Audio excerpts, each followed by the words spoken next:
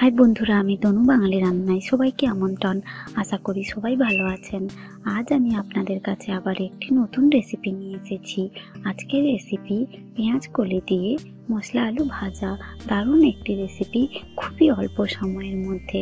বাড়িতে অবশ্যই বানান, আর কেমন লাগলো আমাকে কমেন্ট করে জানাতে কিন্তু ভুলবেন না।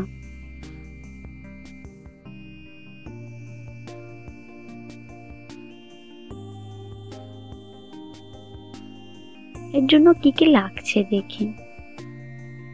এখানে আমি নিয়েছি 4টে আলু, মাঝারি সাইজের, আগের থেকে সেদ্ধ করে নিয়েছি।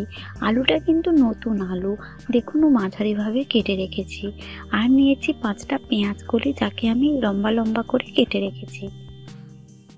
নিয়েছি 2 চামচ পেঁয়াজ বাটা, হাফ চামচ লঙ্কা গুঁড়ো, হাফ চামচ আদা বাটা, আর একটু 5 ফোড়ন।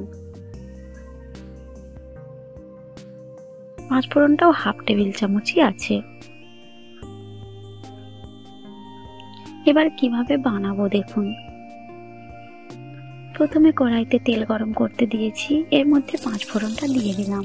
5 ফোড়নটা একটু ভাজা হয়ে গেলে এর মধ্যে দিয়ে দেব পেঁয়াজ কলি।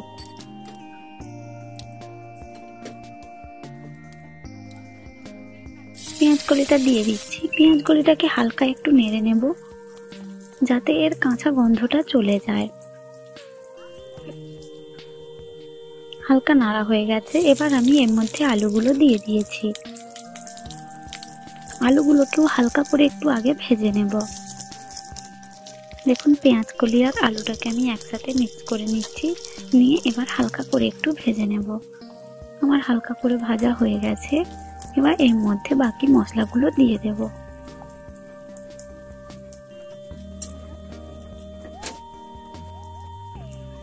পেঁয়াজ বাটা, আদা বাটা আর লঙ্কা গুঁড়োটাকে এর মধ্যে দিয়ে দিলাম। মশলা আলু ভাজতে গেলে একটু তেলের ভাগটা বেশি লাগে, যাতে আমি মশলাগুলো দিয়েছি এর জন্য একটু তেলের পরিমাণটা বেশি লাগে। এমনি আলু ভাজাতে অতটা তেল লাগে না। আমি এখানে সরষের তেলটাই ব্যবহার করেছি।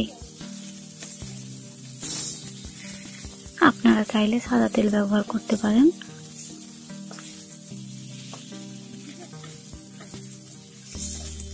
বেশ ভালো করে একটু কষে নিচ্ছি আলুর সাথে। দেখুন আমার কষা হয়ে গেছে, আর হালকা একটু ভেজে নেব।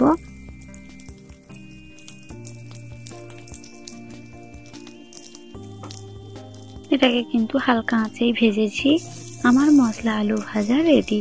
এই রেসিপি যদি আপনাদের ভালো লাগে অবশ্যই লাইক বা কমেন্টের মাধ্যমে জানাবেন, পারলে শেয়ার করবেন। আরও এরকম নিত্য নতুন রান্না পেতে আমার চ্যানেলকে অবশ্যই সাবস্ক্রাইব করে রাখুন। আজ এই পর্যন্ত, আবার আসবো অন্য কোনো দিন অন্য কোনো নতুন রেসিপি নিয়ে। ততক্ষণ পর্যন্ত ভালো থাকবেন, সুস্থ থাকবেন।